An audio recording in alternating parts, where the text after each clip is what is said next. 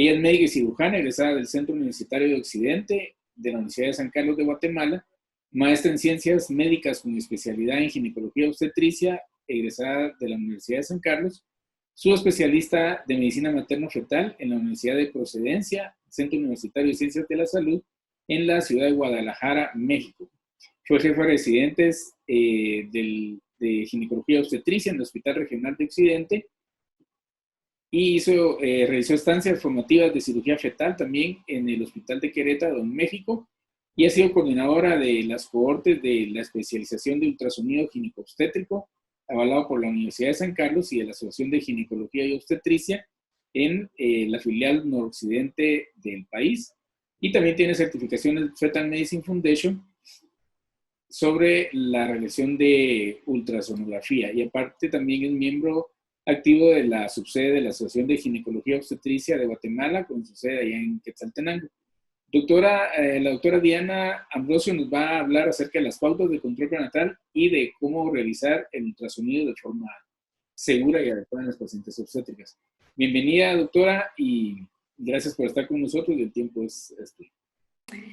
Yo les voy a platicar acerca de nuevas pautas para el control prenatal en pacientes positivas o sospechosas a COVID. Y voy a empezar diciendo, como yo creo que ya se dijo en charlas anteriores, que estas son recomendaciones actuales, pueden variar en algún momento porque esto es algo dinámico, va a ir cambiando poco a poco, es algo nuevo, nunca antes habíamos estado expuestos a algo similar. Entonces, son prácticamente recomendaciones de países que han tenido experiencias que yo creo que en ese sentido tenemos un poco de ventaja en Guatemala, ¿verdad? Hemos visto cómo han actuado otros países en donde se dio primero la pandemia. Entonces, a raíz de esto han cambiado algunas pautas o algunas conductas de cómo hacer un control prenatal. Es evidente que vamos a seguir teniendo casos y la enfermedad, no sé, va a durar algunos meses más o años. Entonces, a raíz de esto, tenemos que tener en cuenta que vamos a tener pacientes, tanto en la vía pública como en la privada, embarazadas que van a requerir continuar un control prenatal. No podemos dejar a estas pacientes en su casa para siempre, ¿verdad? Entonces, tomando en cuenta todo eso y hablando acerca de los cambios que se han dado en la organización en el control prenatal, tenemos que adaptarnos al entorno, ¿verdad? Entonces, en tiempos de pandemia COVID han surgido varias áreas que tenemos que tener en cuenta en el control prenatal, como por ejemplo, todo esto tenemos que integrarlo, optimizar recursos. Recordemos de que estamos en Latinoamérica, hemos tenido ese problema en nuestro país también. No hay algún buen suministro de equipo, de recursos en hospitales, incluso en proveedores privados, también están muy limitados, por ejemplo, en mascarillas. Entonces, en ese caso, tenemos que ver la manera de cómo optimizar esos recursos, a la mano o yendo de la mano también en aumentar la seguridad en el manejo de la paciente embarazada, tratar de romper la cadena de transmisión, tomando algunos protocolos de cómo voy a estar vestido para evaluar al paciente, cuánto tiempo tengo que estimar en una consulta, por ejemplo. Y algo muy importante, yo creo que es una de las cosas más importantes ahorita que tenemos que enfocarnos, es a la protección del personal de salud, porque si el personal de salud se infecta, pues no va a haber quien atienda a las pacientes embarazadas. Entonces, todas estas cositas, todos estos puntos tenemos que enlazarlos e integrarlos, y a raíz de esto, entonces, han habido algunos cambios que tenemos que saber. Entre ellos hay muchos grupos que han dado a conocer esos cambios que ellos sugieren que se hagan, como el Colegio Americano, ISUO, hay protocolos de la FIGO, del Royal College, de Clinic de Barcelona, incluso tenemos también ya algunos lineamientos todavía un poquito limitados de nuestro Ministerio de Salud, porque pues no hay algo tan específico, pero a su vez podemos apoyarnos de estas otras entidades que nos han proporcionado en línea gratuitamente muchos protocolos de manejo. Entonces, todo va a un solo punto, que es ofrecer asistencia estandarizada, actualizarnos ante los protocolos nuevos, ante estas pacientes porque voy a tener dos escenarios de pacientes que ahorita voy a mencionar. Y disminuir el tiempo de la exposición, tanto en tiempo de cuánto tiempo puede durar una consulta prenatal y el número de visitas prenatales. En este caso, entonces, esta diapositiva la presentó la doctora Ana Lucía Campos, que creo que no voy a ahondar tanto en esto, sino que solo mencionar de que tenemos que tener en cuenta de que hay pacientes y van a seguir habiendo pacientes embarazadas asintomáticas. Y es ahí donde nosotros tenemos que detectar, o sea, dependiendo del paciente que veamos, qué estamos viendo para ver qué medidas voy a tomar yo y la paciente en el control, ya tanto en una clínica particular como en alguna consulta externa que probablemente se vayan a abrir, ya no tardará mucho tiempo en abrirse en los hospitales nacionales. Tenemos que tener en cuenta que en Guatemala no se hace un screening o un tamizaje universal. Entonces, en embarazadas, estoy hablando de embarazadas, y yo creo que tampoco se está realizando universalmente. Entonces, tenemos que tener en cuenta que hay un gran subregistro. Y habiendo un gran subregistro, si un país tiene una capacidad de detección baja, nosotros tenemos que hacer de cuenta que van a haber muchos casos y que toda paciente que llegue a nosotros es potencialmente candidata a que pueda ser positiva, o incluso nosotros mismos, ¿verdad? Siendo trabajadores de salud que tenemos en contacto pacientes constantemente. Entonces, ante esto, tenemos que nosotros sospechar o hacer de cuenta de que como hay una baja detección de pacientes, el número de pacientes que anuncian no va a ser el real, sino que va a ser mayor. Entonces tenemos que tener también y explicarle a las pacientes que deberían de tomar más medidas y mayor confinamiento, estar en casa, cumplir toque de queda, etc. Bueno, esto también ya lo habíamos mencionado, pero lo puse más que todo para que nos demos cuenta de que también las pacientes embarazadas que han tenido o que en otros países que se han visto, que se han contagiado por el COVID-19, también pueden tener complicaciones obstétricas. En este caso, complicaciones fetales, como por ejemplo oligohidramnios, partos prematuros. Entonces, estas pacientes no pueden quedarse olvidadas en su casa y deberían de continuar su control prenatal de diferentes formas, usando algunas recomendaciones que se están dando a conocer últimamente. Esto para aumentar las embarazadas en nuestro país aún no se realiza, pero pues debería de realizarse y probablemente en algún momento se va a hacer. Esto es porque hay muchas embarazadas asintomáticas. Esto es bueno también porque pues, en un mínimo porcentaje se complica, pero aún así tenemos que dar de cuenta de que puede. Gracias a la Diana, explicó muy bien el protocolo a seguir en la vía privada. Si hay protocolos, ya explicó. ¿Y? ¿Perdón? ¿Me escuchas? Sí, es que tuvimos un pequeño corte en la transmisión, como que se cayó la señal un poco. No sé si podría regresar a la diapositiva anterior, por favor. Gracias. ¿Esto sí se vio? Sí, ahí sí. Sí, siguiente. Ok, pues les comentaba que sí, las embarazadas también que han sido, que en los estudios o reportes de casos que se han tenido de pacientes embarazadas con COVID-19, ellas han presentado algunas complicaciones obstétricas, incluyendo principalmente en este caso me voy a enfocar a complicaciones fetales. Y es por eso que, como por ejemplo, pérdida del bienestar fetal, oligohidramnios, partos prematuros. Entonces, en ese sentido, tenemos que también darnos cuenta que pacientes embarazadas van a seguir teniendo este tipo de complicaciones o incluso más. Esto todavía no se sabe muy bien si va a producir otro tipo de complicaciones obstétricas, pero ahorita estas son las que se han visto, entonces no podemos dejar en su casa a estas pacientes, tiene que continuar su control prenatal de diferentes modalidades. Entonces, se recomienda un cribado universal en las embarazadas, probablemente en nuestro país todavía no se haga de esta forma, pero es lo recomendable, ¿verdad? Entonces, ¿qué voy a hacer si llega una paciente embarazada? Hay dos vías, la vía pública y la vía privada, ya gracias a la doctora Fabiola que nos explicó muy bien lo que hay que hacer en ambas vías. Sí hay protocolos a seguir en nuestro país, pero voy a tener también dos escenarios de dos tipos de pacientes, tanto en la vía pública como en la privada, que la primera va a ser aquella paciente que va a llegar a su control prenatal normal, sin síntomas, o sea, un paciente normal. Y la otra o el otro escenario va a ser aquella paciente que va a llegar que ya fue positiva, probablemente estuvo en cuarentena o estuvo hospitalizada y que va a continuar su embarazo, ¿verdad? Entonces, ante estos dos escenarios, ¿qué voy a hacer?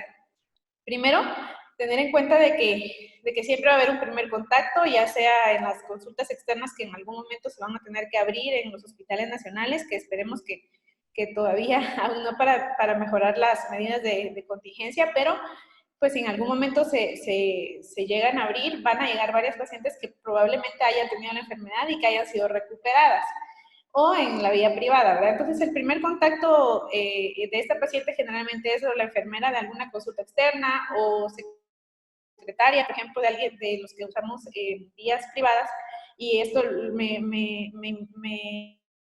tomé un tiempo de ponerlo porque yo creo que hay muchas personas que van a ver o que están viendo el simposio que manejan clínicas particulares. Entonces, ante este contexto, la persona o la paciente que llegue a una clínica a su control prenatal se recomienda, lo ideal es de que sea un triage telefónico previo. Pero si la paciente llega físicamente, pues hay hojitas de triage o así como dijo la doctora, fichas epidemiológicas que se pueden llenar para determinar si es una paciente sospechosa o no. Aparte de eso, también hay otras medidas básicas entre cada paciente, lavado de manos entre cada una, limpiar superficies, principalmente computadoras, nuestros equipos de ultrasonido que son bastante importantes y fuente o fuentes de contagio. Hay medidas ya descritas en nuestros lineamientos del Ministerio de Salud Nacional. Ellos sí indican que pues, se tiene que continuar el control prenatal con estas pacientes, pero que se puede diferir hasta que termine el periodo de cuarentena, que es aproximadamente de 2 a 3 semanas. El personal tiene que estar bien, con mucha protección en esos pacientes, en las personas que vean ese tipo de pacientes, y en algunos casos se va a requerir monitoreo fetal en aquellas pacientes que han tenido comorbilidades previas principalmente. ¿Qué es lo que recomienda Royal College? Anunció o dio a conocer un comunicado de las recomendaciones que ellos dan tanto a sus personal de salud como a las pacientes. Se recomienda el uso de telemedicina, como es un control prenatal, se supone que son citas no urgentes. Usa telemedicina, aprovechar las videollamadas o llamadas telefónicas. Estas son, si la paciente requiere pues citas presenciales, ellas deberían permítame un momentito. Listo. Las pacientes que requieran citas presenciales deberían de hacerlo ya después de haber cumplido su cuarentena. Expedientes electrónicos, ellos recomiendan utilizar en días ahorita todo lo que está sucediendo, expedientes electrónicos, evitar papeles en físico, porque esto es un medio de contagio, también funciona como fómites. Diferir las consultas no urgentes. Esto puede ocasionar ansiedad materna, pero en ese sentido nosotros como profesionales podemos llamar a las pacientes, explicarles en qué momento tienen que acudir, cuántos movimientos fetales, por ejemplo, tienen que tener en el día, cómo dormir para evitar riesgo de óbito, etcétera. Todas estas medidas se pueden tomar en este contexto. En mujeres con síntomas, si conviven con un familiar, sí también deberían de esperar a que el familiar cumpla cuarentena para llegar a sus consultas. Algunas medidas para minimizar la exposición también va a ser restringir las visitas, el triage telefónico que ya les había mencionado. Si llegan, pues llegar solas o solo con un acompañante. Aprovechar una consulta para hacer varias cosas, por ejemplo, laboratorios, algunas vacunas que las pacientes necesiten, citas espaciadas entre cada paciente para evitar conglomeración de personas en una sala de espera. Si la paciente es de bajo riesgo, pues hay que evitar el mayor contacto posible, no NSTs o monitoreos, que si no se requiere. Usar telemedicina en el puerperio también está recomendado. En visitas presenciales hay algunas que se pueden evitar, pero si en aquellos casos que la paciente esté en un periodo de primer trimestre, puede haber una hemorragia, por ejemplo, el primer trimestre, pues en estos casos sí tenemos que verlas. El tamizaje del primer trimestre para los que hacemos ecografía de entre 11 a 14 semanas se puede retrasar en aquellas pacientes que han sido positivas o sospechosas. También podemos, la evaluación estructural es un ultrasonido, es un estudio que lleva bastante tiempo, entonces para evitar ese contacto también, si la paciente es sospechosa, se puede retrasar. Es importante hacerla, claro que sí, porque no sabemos exactamente si este virus puede causar algún daño en algún sistema o estructura del feto. Sí se recomienda hacerlo, pero en casos de que la paciente tenga síntomas es mejor retrasarla. Y luego, de la semana 36 en adelante, pues sí, las visitas pueden ser prenatales, se puede utilizar también telemedicina en este caso. Se debe de determinar según la gravedad de la enfermedad.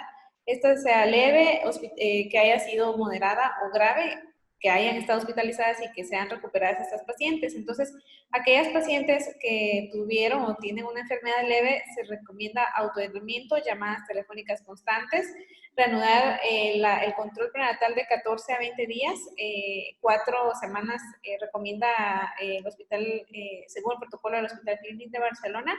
Evaluación, lo ideal es de que sea en una sala aislada. Si estas pacientes tuvieron una enfermedad moderada grave o son post-hospitalizadas que están en fase de recuperación, en estos casos se tiene que programar una consulta prenatal 14 días después de la negativización de la prueba. Se debe de llevar una adecuada vigilancia del crecimiento fetal porque ya se ha visto en experiencias anteriores con otros virus parecidos que sí puede causar restricción del crecimiento. Entonces sí, estos bebés tienen que llevar una curva de crecimiento fetal y detectar si hay algún hallazgo de restricción. Si una mujer ha dado previamente un resultado negativo para COVID-19 y vuelve a presentarse con síntomas que cumplen con los criterios de definición de caso, debe sospecharse, ya que han habido casos de reinfección también. Entonces, ante estas situaciones, ante cada escenario, debemos de plantearnos también que estas pacientes tenemos que planificar, en caso de que sea una necesidad electiva, el parto. Si es un parto vaginal, siempre se tiene que utilizar equipo de protección, va a haber una plática específica de esto. El acompañante pues va a depender dependiendo de los protocolos de cada hospital o del lugar donde se atiende el parto, y en aquellos casos de pacientes que requieran cesáreas selectivas por alguna situación previa obstétrica, esta debe ser planeada. En estos casos, a todas las pacientes que vayan a cesárea electiva debería de realizarse un tamizaje universal. Eso es un mundo ideal y yo creo que en muchos países ya se está realizando, pero en realidad en nuestro país aún no es así, no hay un tamizaje universal. Entonces se tienen que tomar las medidas necesarias con cada paciente, haciendo de cuenta de que toda paciente sea sospechosa. Pero en estos casos que sí se realiza el tamizaje universal o la prueba a todas las pacientes que vayan a cesárea electiva, si sale positiva la prueba, pues con todo el equipo de protección adecuado y los lineamientos adecuados, y si es negativa, pues los cuidados estándar de siempre. Nos hemos topado últimamente también a que han habido muchos casos en Facebook, en las redes sociales y noticias. A cada rato salen noticias de médicos contagiados, cuántos médicos en Italia se contagiaron, que la doctora ya nos habló previamente. En México, que también últimamente se reportaron 329 médicos ya contagiados. En nuestro país, pues no es la excepción. Tenemos ya noticias que nos indican que ya el personal de salud está siendo afectado y actualmente ya hay más de 1.700 trabajadores de la salud contagiados ante coronavirus y esto va a continuar si no tomamos medidas, aún tomando las medidas necesarias se han contagiado y si no se toman pues va a ser peor. Entonces hay también varios estudios en donde reportan médicos contagiados. En uno de los primeros estudios que se reportó en China, en un hospital en China, en donde indican que de 138 casos, 40 casos eran trabajadores de la salud. En ese sentido, entonces, me voy a enfocar un poquito también a qué cuidados tenemos que tener nosotros. Estoy hablando ahorita en cuanto a control prenatal. Después se va a ver la parte hospitalaria ya del manejo de la paciente a nivel hospitalario o de encamamiento. Pero en caso de control prenatal, hay medidas de protección según sea el escenario. Hay muchos protocolos que ya, lineamientos ya establecidos de cómo debo de atender a las pacientes, como les mencionaba desde el inicio. Dos escenarios de pacientes, una que no es sospechosa ni ha sido contagiada nunca, o sea, la paciente así normal que recibimos en nuestra clínica, por así decirlo, y las pacientes ya recuperadas que lleguen al control. Ante todo esto, entonces, tomando en cuenta de que no tenemos una buena, un tamizaje universal en nuestro país, no hay estadísticas nos indican que hay un subregistro muy amplio, entonces tenemos que tomar las medidas necesarias en todas las pacientes que lleguen a nuestro consultorio. Tenemos, por ejemplo, de que si es un control prenatal, realización de ultrasonido y monitoreo, el médico mínimo debería de tener una mascarilla quirúrgica, guantes con cada paciente y lentes. La paciente siempre tiene que ir con mascarilla quirúrgica. En casos de ultrasonido, ya se, personas o médicos que hacemos ecografía, ya se ha recomendado la utilización de una bata descartable con cada paciente, y también podemos utilizar bata cuando hacemos algún monitoreo fetal. En algunos casos se recomienda la utilización de una máscara facial para también protegernos y proteger el área o nuestras mascarillas y optimizar recursos también. Se habla mucho acerca de la higiene de manos. Yo creo que no voy a andar mucho en esto. Debe de durar mínimo 20 segundos y lavarnos las manos antes y después de ver a cada paciente.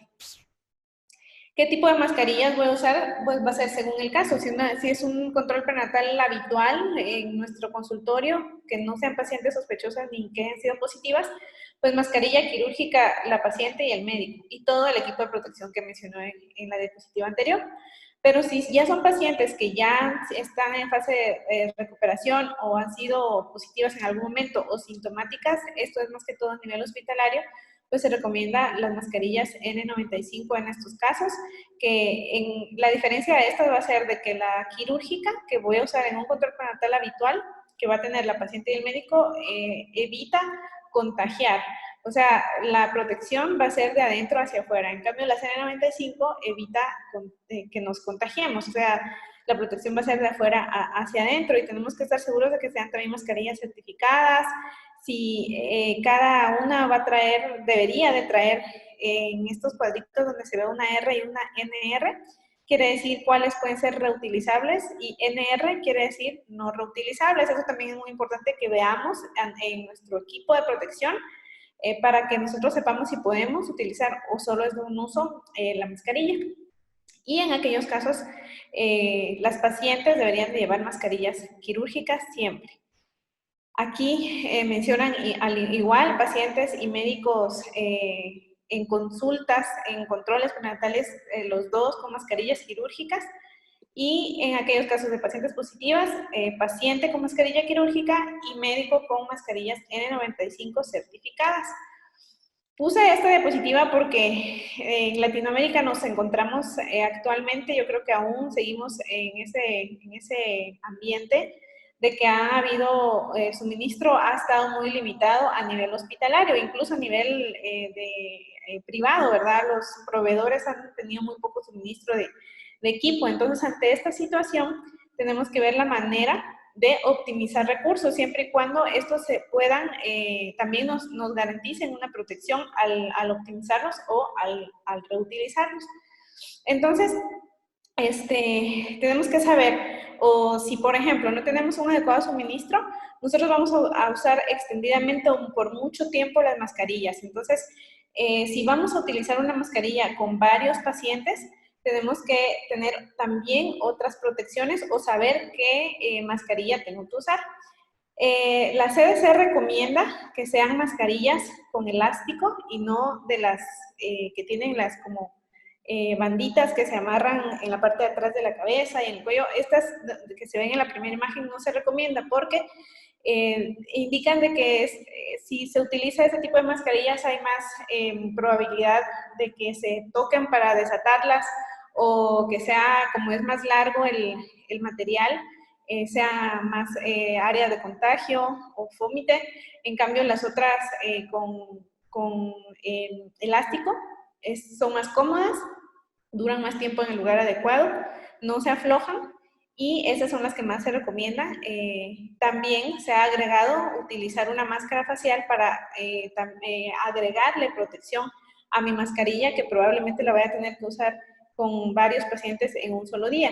Entonces, para evitar también que haya, por ejemplo, que salpique alguna secreción o algo, entonces se recomienda sobre esa mascarilla utilizar una máscara facial.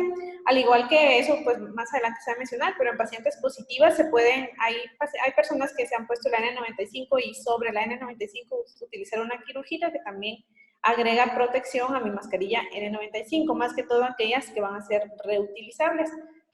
Y recomiendan guardarlas en una bolsa de papel o en un recipiente de plástico después de utilizarlas, principalmente las N95 que vamos a reutilizar.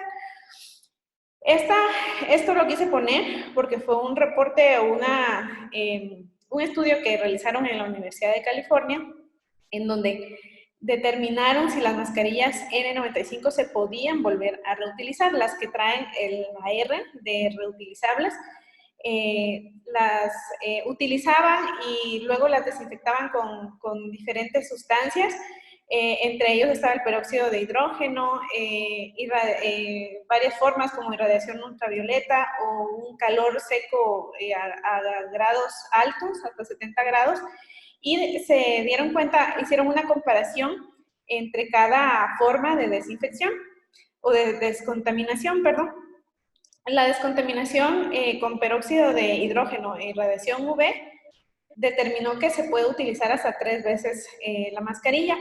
Esto porque si se utiliza más de 3 veces y se sigue descontaminando de la misma forma, puede alterar la eficiencia del filtrado, como unos poritos que trae el material. Entonces, después de 3 veces de uso y volver a descontaminar, ya se dan cuenta de que ya había más paso de sustancias a través de la mascarilla. Entonces, también se hizo una descontaminación con calor seco a 70 grados y esto determinó que su uso con este modo de descontaminación se podía hacer hasta por 2 ocasiones.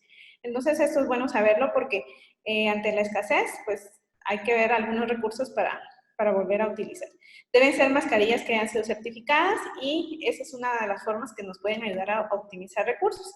Y bueno, ya para finalizar un poco el tema, las personas que generalmente los ginecobstetras, el ultrasonido ha sido una herramienta que nos ha ayudado a hacer una adecuada evaluación fetal y que generalmente ahí sí que se ha convertido en una práctica diaria, ¿verdad? Y muy útil en las pacientes para determinar la evolución tanto de su embarazo.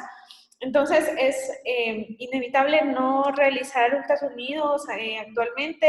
Claro que en un control prenatal generalmente como les digo, se va a hacer y en algún momento vamos a tener contacto con una paciente que haya estado infectada o que haya sido COVID positiva, que tengamos que hacer el ultrasonido. Entonces, hay ciertas recomendaciones actuales para las personas que hacemos ecografía.